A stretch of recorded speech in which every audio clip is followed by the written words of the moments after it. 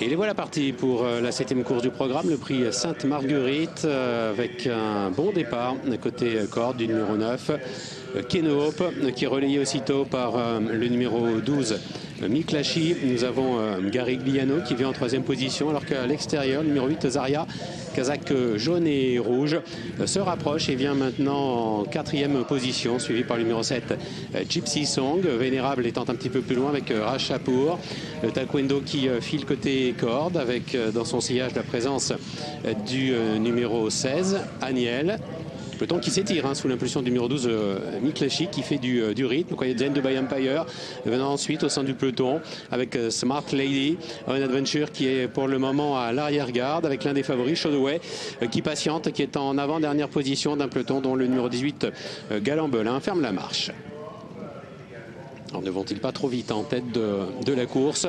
Je rappelle que le terrain est lourd, peloton très étiré. Ils sont sur une trentaine de longueurs avec Miklashi qui est toujours aux commandes, Gary Gliano qui est 2e, Zaria qui vient en 3e position, Keno Hope étant un petit peu plus loin, suivi par Gypsy Song avec Vénérable, avec Rajapour. Taekwondo quant à lui reste côté corde, suivi par Aniel, un adventure venant ensuite avec Quiet Zen, toujours à l'arrière, en compagnie du numéro 13, Smart Lady, Shozaway, Nabunga à l'arrière du peloton avec Ayato, avec également le numéro 18, Galambelin. Se dirige ainsi vers le bout de la ligne d'en face avec Miklashi qui a toujours le meilleur, Gary Gliano qui est 2e. Nous avons Keno Hope à l'extérieur avec Gypsy Song, Taekwondo qui se rapproche, qui vient en 4e position, suivi par le numéro 16, Aniel, Nabunga qui vient côté corde avec Smart Lady, un léger retrait qui semble avoir des ressources. Nous avons ensuite la présence du numéro 5, Quiet Zen de By Empire, c'est compliqué pour lui. Shadoway est encore en retrait, ayant du mal à trouver son action. Ligne d'arrivée avec Gary Gliano qui a l'avantage, Taekwondo qui est 2e avec Nabunga qui reste côté corde, suivi d'ailleurs par le numéro 13, Smart Lady, avec Nabunga à l'intérieur qui a pris le meilleur.